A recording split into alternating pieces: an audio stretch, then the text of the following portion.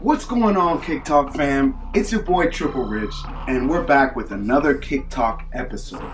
Today we are going to discuss the legendary basketball sneaker, the Nike Shox BB4. So without further ado, let's go! Parked up. I keep a designated parking spot. Leave the message with the man. So before we get into all the details, the cultural impact, where the shoe is today, and some of my memories, you know I gotta drop off some fun facts first, right? So let's go for it. First fun fact, did you know the first time ever the Nike Shox BB4 was debuted, Vince Carter laced them up and he had one of the greatest dunks of all time? You probably knew that one, but how about this one? Did you know that the Shox BB4 design is loosely based on space as well as astronauts? Okay, well, we'll get into that later. Finally, did you know that even at one point they had the Toronto Raptors mascot wearing BB4s with his outfit?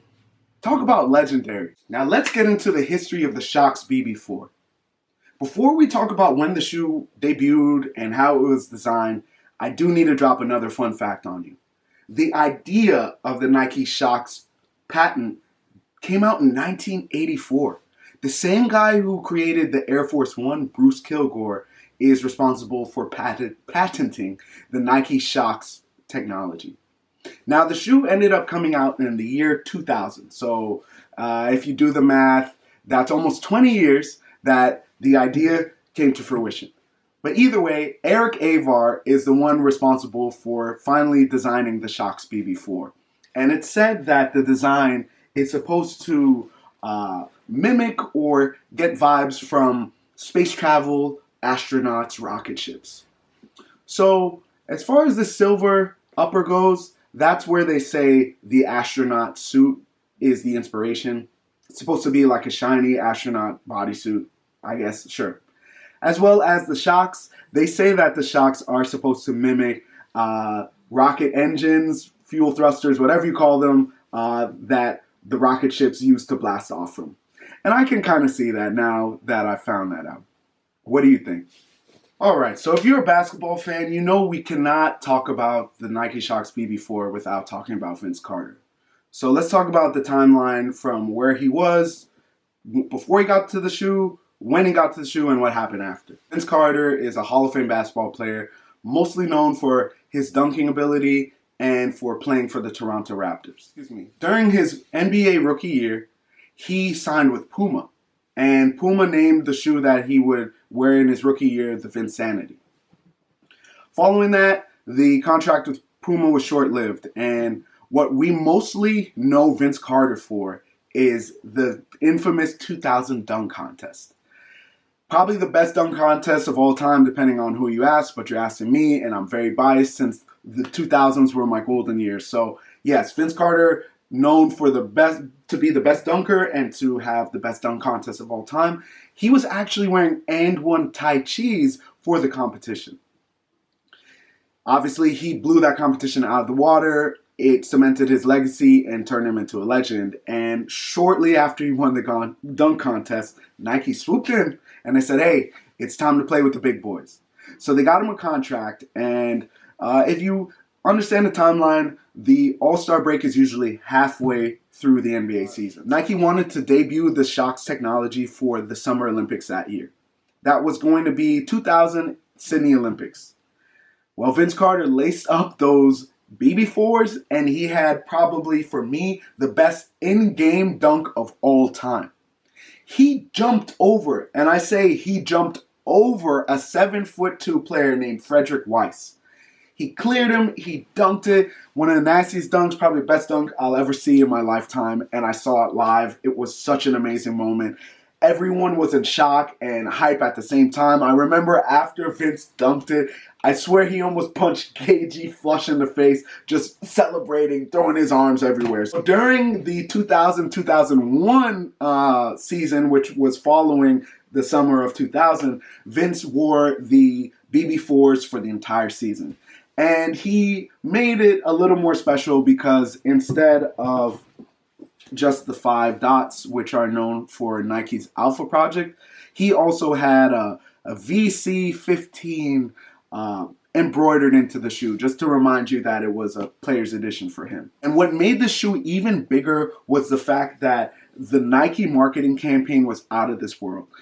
I know Nike Shox just from one word alone. Boing. Yep, B-O-I-N-G. Do you remember those commercials where Gary Payton was sitting with a big helmet in a chair and Vince was jumping over him? Do you remember all those commercials where you would just hear boing, boing, boing, boing, and then the shoe would show up? Yeah, Nike did a great job at that time. Honestly, Nike's early 2000s basketball marketing was amazing. Vince Carter decided, hey, I'm going to play one more year in the NBA. So they called this his farewell tour. Well, Nike got back in touch with him, made BB4 Shox, and he wore them for his final season. Even more poetically, he hit his last jump shot in the NBA wearing Shox BB4s. I found it to be just such a beautiful full circle moment, that almost the shoe that put him on with a shoe that, sent him off. So that's my ode to Vince Carter and what he's done for this shoe, and honestly for Nike basketball moving up to that point. Now, before we talk about where the shoe is today, its perception and all that, I just want to share some memories that I have with the shoe, because this BB4 brings back strong nostalgia for me. When the shoe came out, it originally cost, I don't know, like $150, $160. And at that time, that was really expensive in the American economy. So my parents were like, you're a 6th grade kid, however I was. You're a young teenager. We're not going to spend $160, $70 on some shoes for you that you're just going to mash up and ask for some new ones in the next couple months. So I think, honestly, not being able to get the shoe right away just fed my burning desire that I needed the shoe.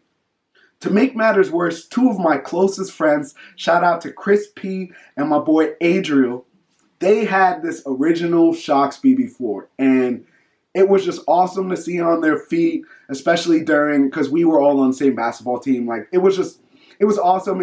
I would just see them making layups, and I'm like, dang, man, I bet you I would have made that layup better if I had these. And it worked out because them both being really close friends, we all had like the same shoe size about that time. So like in between classes, they would let me try them on, or we'd switch shoes for a period. Like, it was such an awesome, innocent time, but I just remember how much love I had for the shoe. If I'm talking about middle school memories, also got to give a big shout out to Zach and my boy Johnny, aka Alf. They had this, it was like a shiny black patent leather with white and black Shox with like a blue ring around it. It was a super cool colorway, and I remember those two boys having them. Besides that, during this time, Nike was really trying to push the Shox, and basically all the big Nike schools got their own colorway. So I remember Michigan State, University of Maryland, Duke, Kentucky, like the list goes on. Everyone had their own team jersey color specific BB4, and I just thought it was amazing. I was like, yes, everybody needs to play in this BB4. It's an amazing shoe. Why not? And then I would say, as far as obtaining BB4s, once I finally got my first couple jobs and I was able to use my own money to buy sneakers, I remember getting the Olympic version of the BB4. I don't know if anybody remembers this, but after Vince and USA had that awesome Dream Team Reloaded season, winning the gold medal in the Sydney Olympics, Nike did a commemoration called the Olympic pack. And there was a Kevin Garnett, there was maybe a Jason Kidd, there was a bunch of other shoes, but they did this shoe as well. And they made, instead of silver, they made it gold, and they made the blue navy. Super sick colorway. Honestly, if I could get another pair, I would, but I just remember obtaining that grail at some point and just feeling like the man. So I have a lot of memories with the shoe. How about you? I feel like anybody who grew up with the shoe has something good to say about the shoe. Let me know in the comments. All right, so as we bring this video to a close, we got to talk about where the BB4 is today. So the shoe was re-retroed in 2019, give or take 20 years after the original release. I got the OGs right here, as you can see, but honestly, they really made the shoe to spec. if I put them side by side, you might not even be able to tell which is the new one. I mean, obviously this one's cleaner, but as far as the design and the tech, they did a really good job, I felt, with the retro. And you know how Nike is. They're notorious for messing up the retros for whatever reason. But I was really happy the way they did these. So what's interesting about these is it seems like you got to be like in a certain age bracket to appreciate the shoe, and everybody else could care less. Because when this shoe re-released in 2019, I can tell you I was on it. I bought this shoe fast as I could. But what I noticed was in the year or two following that, especially if you go to Flight Club, StockX, all those secondary sneaker markets, this model dropped down to like $100.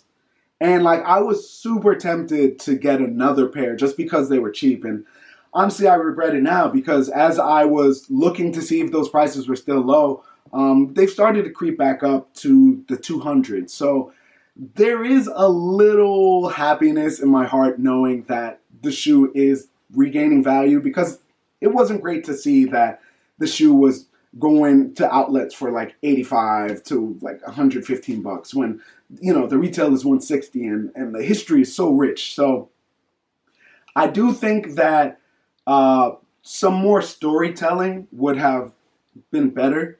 We really didn't understand the farewell tour and the BB4's part in it until Vince had officially retired. So I wish they had done a better job maybe speaking on it as it was happening. I think that would have drummed up the hype. But either way, I was happy to get my hands on these pairs and that they didn't sell out, that I didn't catch an L from sneakers or something like that. So they have remained true to the original DNA. I got nothing bad to say about BB4s. One of these days, I'm going to review a shoe that I got something bad to say, but this one ain't it. So until next time, I love talking to you about shoes. I love hearing from you in the comments. Keep doing what you do, liking, subscribing, telling a friend. It really means a lot to me, and it goes a long way. So I'm going to keep getting better at what I do, and I know you will too. So until next time, this is Kick Talk. You have a great day. We out.